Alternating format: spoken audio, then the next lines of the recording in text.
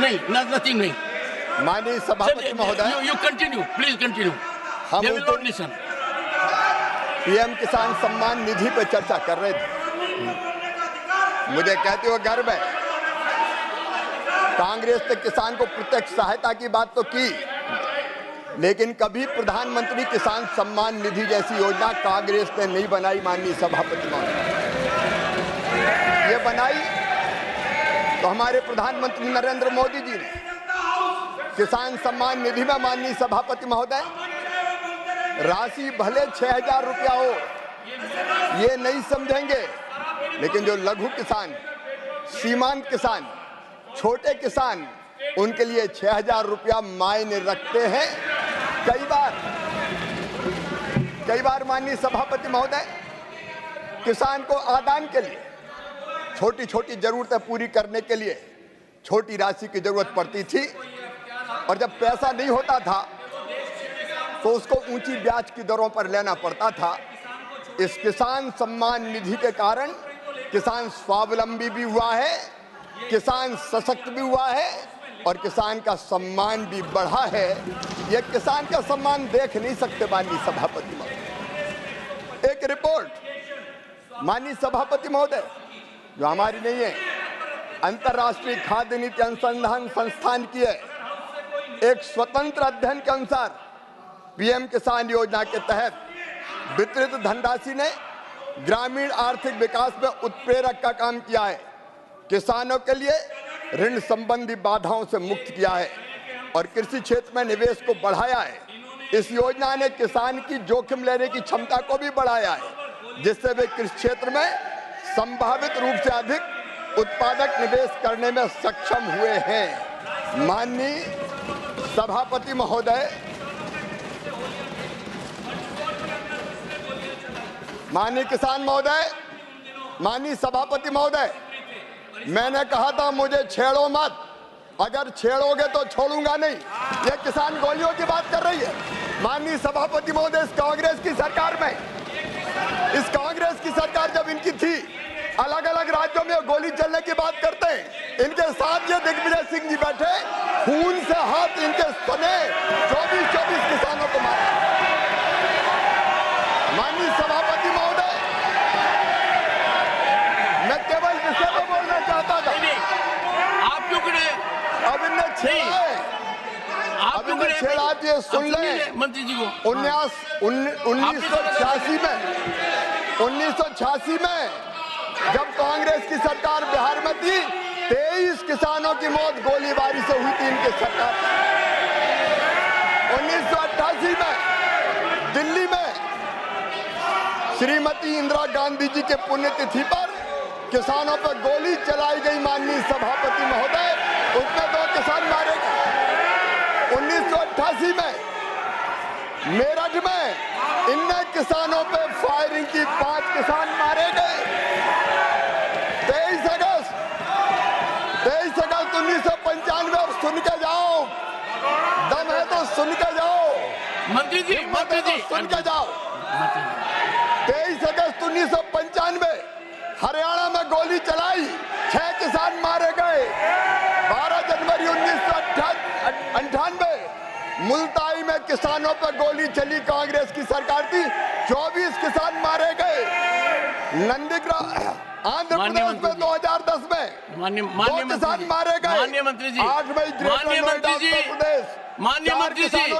मंत्री जी, माननीय सभापति जी, मैंने कहा था मैं शालीनता से बात करना चाहता हूँ। एक सेकंड बैठिए, स्थान ग्रहण कीजिए। लेकिन ये छेड़ेंगे तो मैं छोड़ूंगा नहीं। माननीय मंत्री जी, स्थान ग्रहण कीजिए, स्थान ग्रहण कीजिए। माननीय सदस्यगण, ये दुर्भाग्यपूर्ण भी है और दर्दनाक भी है। किसान वर्ग देश का सबसे महत्वपूर्ण वर्ग है। उस वर्ग के बारे में जब चर्चा हो रही है तो हर सदस्य का ये मौलिक कर्तव्य है कि वो चर्चा में गंभीरता से भाग ले। मैंने इस विषय पर चर्चा को जिसने जितना समय मांगा उतना दिया और मुझे उम्मीद थी कि सरकार का पक्ष सुनकर यदि कोई बात निकलेगी तो कानून के तहत मुद्दा उठाया जाएगा। जो व्यवधान पैदा किया गया है वो नियमों के विपरीत है।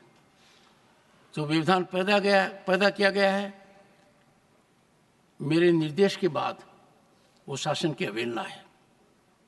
ये अत्यंत गंभीर है। माननीय सदस्य रणदीप सुरजेवाला जी ने, जिन्होंने चर्चा की शुरुआत की थी, आज मुझे दुखी मन से कहना पड़ रहा है, किसान के हित को तिलांजलि देते हुए, संजीदगी का परित्याग करते हुए माननीय मंत्री जी के भाषण में अवरोध पैदा करने का जो प्रयास किया, उसका मैं खंडन करता हूं, प्रतिकार करता हूं, निंदा करता हूं। दूसरा, मैं सदन के सभी सदस्यों से आग्रह भी करूंगा, जब एक कोने से कोई व्यवधान पैदा होता है तो बिना मेरी तरफ देखे हुए, बिना आसन की व्यवस्था का इंतजार किए हुए दूसरे कोने से व्यवधान हो जाता है। इधर से कोई बोल रहा है तो उधर व्यवधान हो जाता है, उधर से कोई बोल रहा है तो इधर से भी हो जाता है। मेरा आपसे आग्रह रहेगा, सदन में चर्चा को सार्थक बनाइए, जन कल्याण के लिए बनाइए। यही हमारा उत्तरदायित्व है। लोग हमको देख रहे हैं और सदन की कार्यवाही में, गुणवत्ता में तो निरंतर कमी आ रही है। लोग हमारी तरफ अब आदर की तरफ से नहीं देखते। लोग ये नहीं देखते कि सदन में क्या चर्चा हो रही है। मेरा आपसे हाथ जोड़कर आग्रह है, इस सदन को, इसकी पवित्रता को संरक्षण दें। सर्जन बाद में होगा जब एक बार संरक्षण देंगे। माननीय मंत्री जी, अपना बयान जारी रखें। माननीय सभापति महोदय, इस सदन में किसानों पर चर्चा हो रही है और किसान भी इसको ध्यान से सुनते हैं।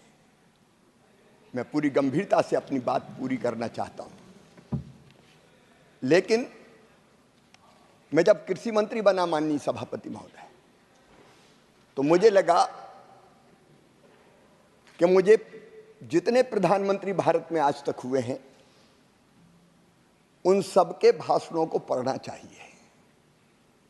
और सबसे महत्वपूर्ण भाषण होता है 15 अगस्त का, स्वतंत्रता दिवस का, लाल किले की प्राचीर से। मैंने सोचा किसानों के लिए किस प्रधानमंत्री जी ने क्या कहा। आज मैं दुख के साथ ये तथ्य उद्घाटित कर रहा हूं, जब मैंने वो भाषण पढ़े तो मैं हैरत में रह गया, हैरान हो गया। मैंने जो उस दिन कहा था, कांग्रेस की प्राथमिकता किसान नहीं है। स्वर्गीय पंडित जवाहरलाल नेहरू जी, उनका आदर करता हूं, लेकिन उनके भाषण मैंने 15 अगस्त के सारे भाषण पढ़े।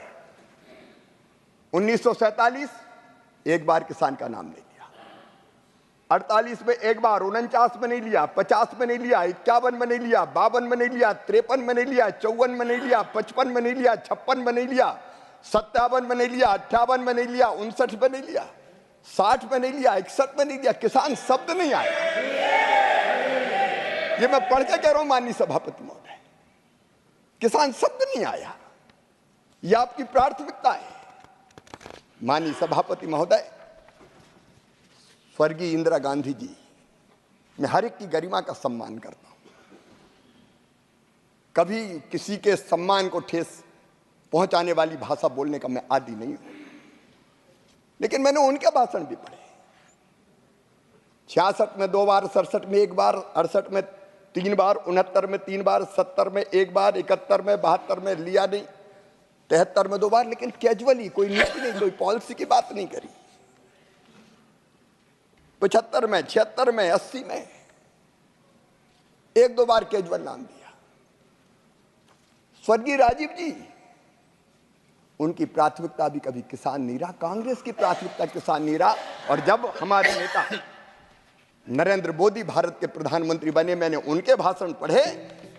2014 में 6 बार, 15 में 23 बार, 2016 में 31 बार, 2017 में 20 बार, 18 में 17 बार, 19 में 17 बार, 20 में 17 बार, 21 में 15 बार।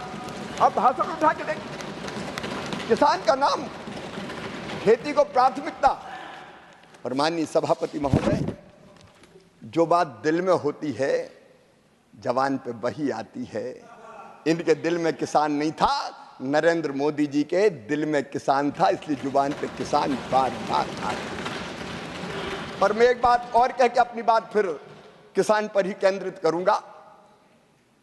मुझे किसी को गाली देना अच्छा नहीं लगता, मैं कभी आलोचनाओं में विश्वास नहीं करता, लेकिन नाटक से किसान की जिंदगी नहीं बदलेगी। माननीय सभापति महोदय, एक नेता जिन्होंने बड़ी यात्राएं निकाली, बड़ी बड़ी यात्राएं, उस यात्रा के दौरान माननीय सभापति महोदय हरियाणा गए, सोनीपत रियल दिखने के लिए रील बनाई। खेत में एक पुराना वीडियो देख रहा था मैं, सभापति महोदय 2023 का वीडियो है सोनीपत का। अचानक एक खेत में पहुंच जाते हैं, किसानों से ज्यादा वहां कैमरामैन थे, कैमरे पहले से फिक्स थे, कहां फोकस किए जाएंगे ये तय था। 2 लोग पकड़ के उनको खेत में ले जा रहे हैं। खेत में पहुंचने के बाद उनको पता नहीं खेत में करना क्या है, तो वहां पूछ रहे हैं कैमरामैन से कैसे खड़े होना है, क्या करना है, क्या करना है।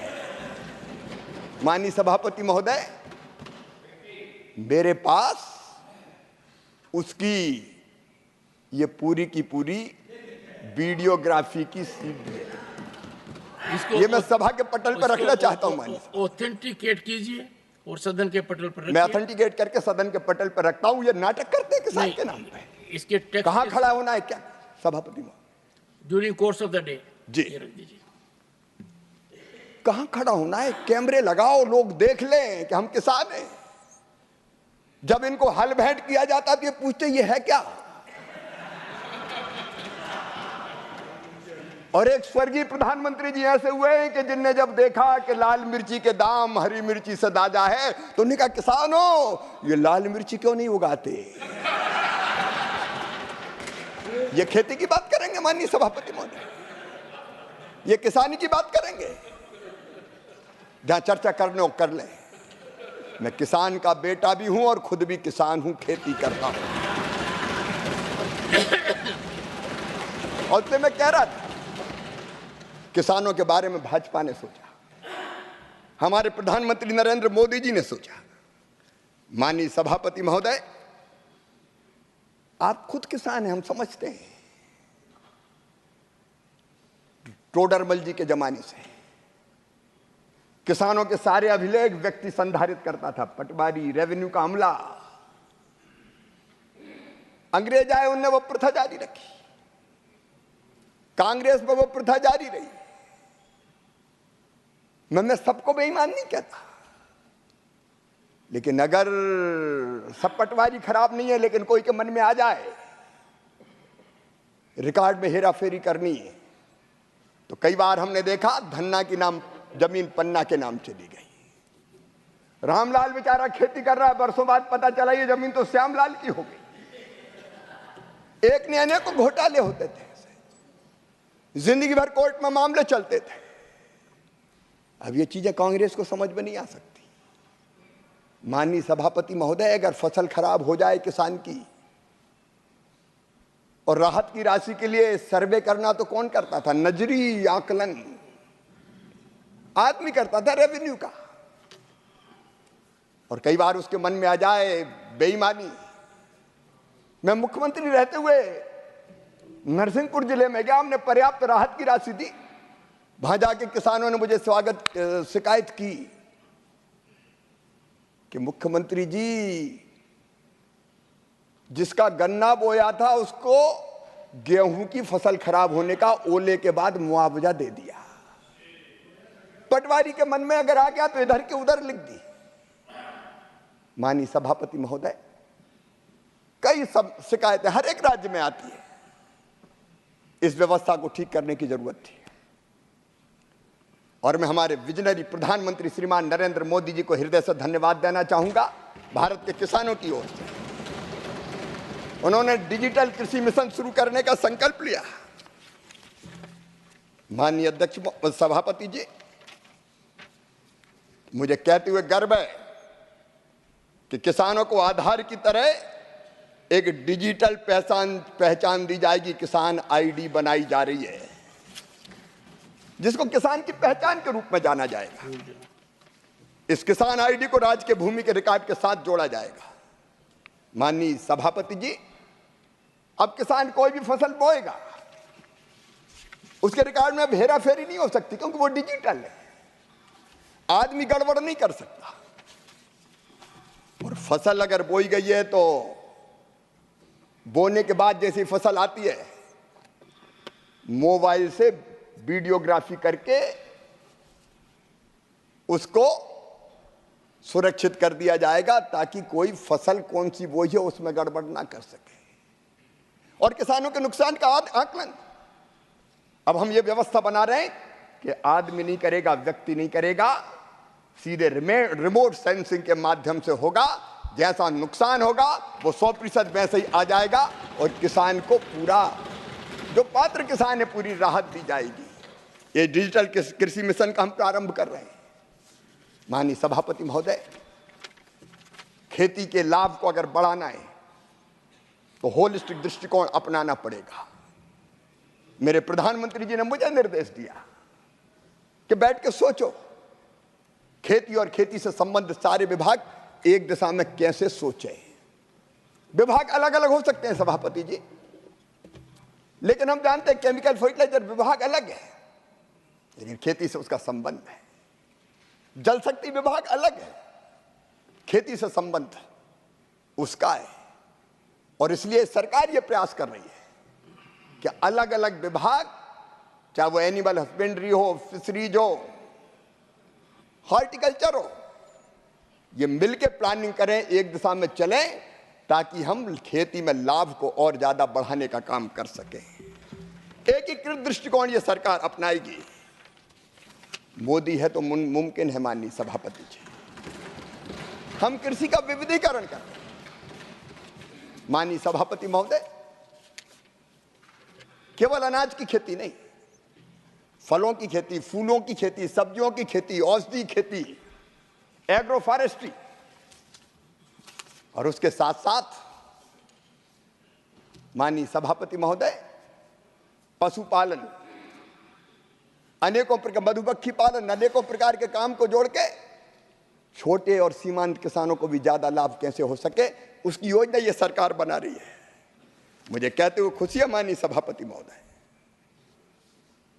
आईसीआर ने अलग अलग एग्रो क्लाइमेटिक जोन के आधार पर विभिन्न जलवायु क्षेत्रों में 74 एकीकृत कृषि प्रणाली विकसित की है। हम ये प्रयत्न कर रहे हैं माननीय सभापति महोदय कि छोटा किसान, 1 हेक्टेयर का किसान, क्योंकि जोत के आकार काफी छोटे हैं हमारे देश में, वो उसमें कैसे लाभ कमा पाए। वो केवल अनाज नहीं, बाकी फसल भी लगाए, उसके साथ सहायक काम भी चलाए। इसका एक मॉडल बनाए, हम मॉडल फार्म बना रहे हैं और किसान को एजुकेट करेंगे कि 1 हेक्टेयर में भी फायदे की खेती करना है। तो यही एक मॉडल है, किसान देख के सीखेगा। और एक बात और माननीय सभापति महोदय, केमिकल फर्टिलाइजर का उपयोग हमारे अन्न के भंडारों को भरने के लिए वरदान साबित हुआ। लेकिन आज मैं आपके माध्यम से सभापति महोदय कहना चाहता हूं कि केमिकल फर्टिलाइजर का उपयोग अंधाधुंध हो रहा है और इसके कारण फसलों पे उसका कुप्रभाव पड़ रहा है। माननीय सभापति महोदय, मैं थोड़ी तकलीफ के साथ कहना चाहता हूं, केमिकल फर्टिलाइजर जरूरी है, लेकिन एक सीमा से अधिक उपयोग हमारी फसलों को भी खराब करता है। कई राज्य ऐसे हैं कि कैंसर एक्सप्रेस जैसी ट्रेनें चल जाती हैं और हमारी भूमि के स्वास्थ्य को भी खराब कर रहा है। उर्वरा शक्ति कम हो रही है, मित्र कीट मारे जा रहे हैं। सभापति महोदय, इस समय बरसात के समय हम देखते थे, एक जमाने में जो गांव में रहते कितने केंचुए आते थे। ये केंचुए सबसे बड़े उर्वरक हैं। ये धरती में नीचे जाते थे, ऊपर आते थे, उर्वर बनाते थे। और वो मिट्टी खाते थे और मिट्टी जब बाहर देते थे तो वो भी खाद का काम करती थी। अब केंचुए समाप्त हो गए, अब समय आ गया है। मैं प्राकृतिक खेती के बहुत विस्तार में नहीं जाऊंगा, लेकिन समय आ गया है। तब हमको उत्पादन बनाए रखते हुए, उत्पादन बढ़ाते हुए हमको सोचना पड़ेगा प्राकृतिक खेती के बारे में। मैं प्रधानमंत्री नरेंद्र मोदी जी की तरफ जानता हूं। मैं थोड़ा सा समय और लेना चाहूंगा माननीय सभापति महोदय। माननीय सभापति महोदय, एक दिन प्रधानमंत्री जी, जब मैं मुख्यमंत्री था, मुझे फोन किया। रीवा आने वाले थे मध्य प्रदेश में, और मुझे फोन करके ये कहा कि एक छोटी नाटिका बने जिसमें एक बेटी धरती बने, और अधिक केमिकल फर्टिलाइजर के उपयोग के कारण वो धरती कहे कि मैं तुम्हारी मां हूं, आखिर कितना केमिकल फर्टिलाइजर डालोगे। उनकी तड़फ थी। और इसलिए माननीय सभापति महोदय, मुझे कहते हुए प्रसन्नता है कि हम प्राकृतिक खेती को भी प्रारंभ कर रहे हैं। प्राकृतिक खेती मिशन इस सरकार ने बनाया। प्राकृतिक खेती का अर्थ यह नहीं है कि सारी की सारी जमीन पर किसान प्राकृतिक खेती करे। प्राकृतिक खेती के कई सफल प्रयोग हुए हैं। गुजरात के राज्यपाल देवव्रत जी ने अनेकों प्रयोग किए। कई राज्यों में किसान प्राकृतिक खेती कर रहे हैं, और इसलिए अब धीरे धीरे 1 करोड़ किसानों को सेंसिटाइज करेंगे, जागरण करेंगे। उनमें से 18,75,000 किसानों से जो ट्रेंड होंगे प्राकृतिक खेती में पहले लाएंगे। 7.5 लाख हेक्टेयर जमीन में हम प्रारंभ करेंगे, पूरी जमीन में। और मैं किसानों से आह्वान करना चाहता हूं कि धरती मां के स्वास्थ्य को बनाए रखने के लिए पूरी जमीन में नहीं, अगर 5 एकड़ है तो 1 एकड़, 2 एकड़ है तो आधे एकड़ में हम करके देखें। वैज्ञानिक ये सिद्ध कर रहे हैं कि प्राकृतिक खेती से पैदा हुए उत्पाद बहुत पोषक होते हैं, पोषण भी देते हैं, और धरती के स्वास्थ्य को भी ठीक करते हैं, और उत्पादन भी नहीं घटता। इसलिए वैल्यू एडिशन। इसलिए माननीय सभापति महोदय, प्राकृतिक खेती की तरफ ध्यान। माननीय सभापति महोदय, कृषि में हमें निर्यात को बढ़ाना है। अभी भारत का निर्यात है लगभग 2%।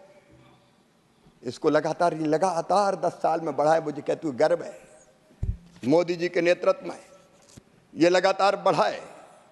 माननीय सभापति महोदय, 10 साल में चावल का निर्यात 17,749 करोड़ रुपए से बढ़ के 51,096 करोड़ रुपया हो गया है। मसालों का निर्यात 15,140 करोड़ था, बढ़ के 30,418 करोड़ रुपया हो गया है। मूंगफली का निर्यात 3,187 करोड़ से बढ़ के 6,735 करोड़ रुपया हो गया है। चीनी का निर्यात 7,178 करोड़ रुपए से बढ़ के 46,310 करोड़ रुपया हो गया है। और इसलिए माननीय सभापति महोदय, अपार संभावनाएं निर्यात की है। ये सरकार उनका दोहन करेगी और हमारे किसानों को ज्यादा लाभ मिले, इसमें कोई कसर नहीं छोड़ेगी। माननीय सभापति जी, कृषि विज्ञान केंद्र किसान को और विज्ञान को जोड़ने के लिए बनाए। मैं तो आपके माध्यम से निवेदन करना चाहूंगा सारे माननीय सांसदों से, चाहे लोकसभा के हो, राज्यसभा के हो, तो एक बार कृषि विज्ञान केंद्र जरूर जाए, वहां के काम में भागीदारी करे, हिस्सेदारी करे। आखिर रिसर्च जो साइंटिस्ट करते हैं लैब में, उस लैब के रिसर्च को लैंड तक ले जाना पड़ेगा, किसान के बीच में, और उसी की भाषा में ले जाना पड़ेगा। और इसलिए कृषि विज्ञान केंद्र अत्यंत महत्वपूर्ण है। माननीय सभापति जी, मैं बहुत संक्षेप में इस सरकार के बहुत संक्षेप में विजन को जरूर रखना चाहता हूं।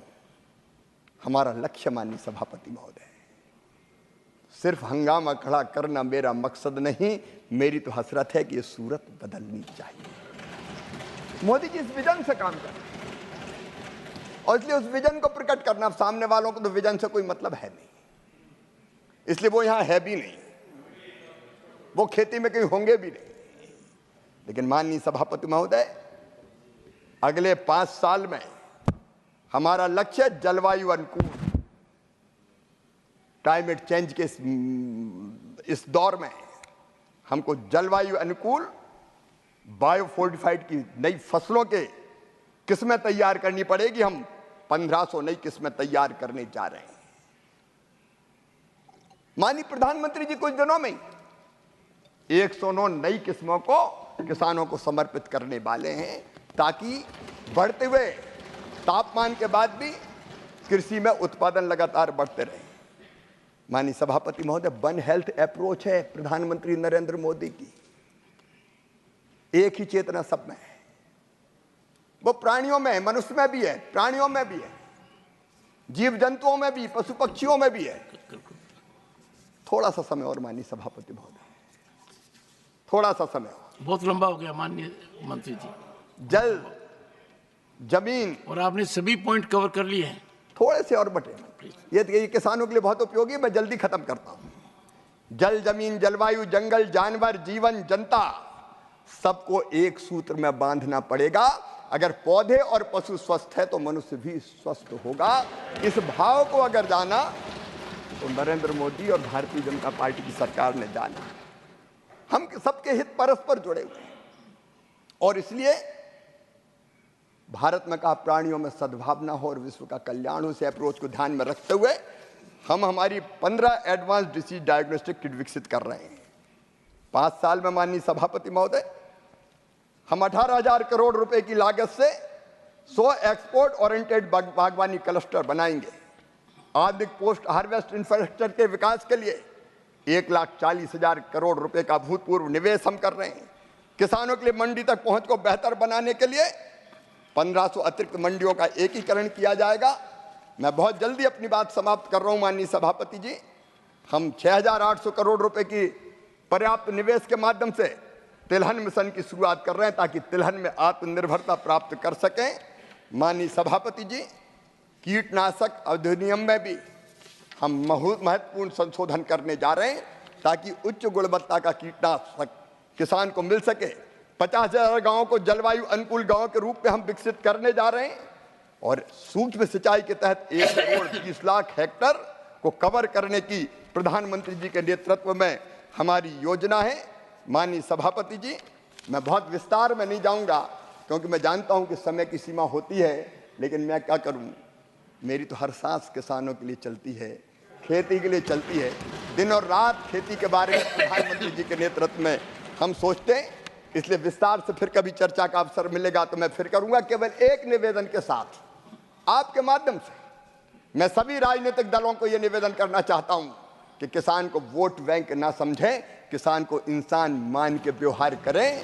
राज्य सरकारों का सहयोग जरूरी है, क्योंकि बिना राज्य सरकारों के सहयोग के केंद्र काम नहीं कर सकता।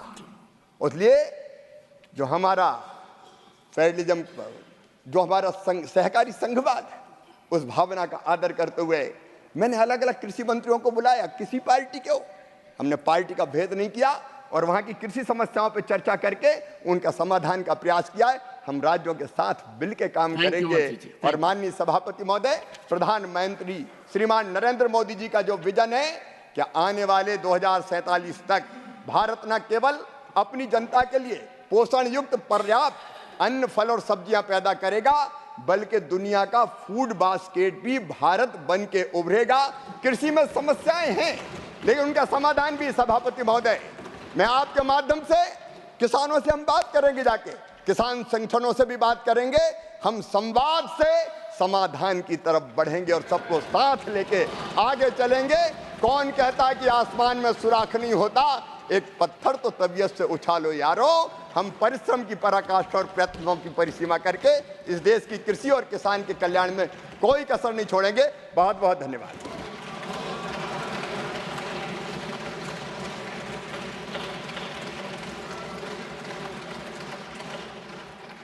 माननीय मंत्री जी, किसान के दिल में घुस जाइए, और जो भी समाधान बाकी है अविलंब उसका निराकरण हो।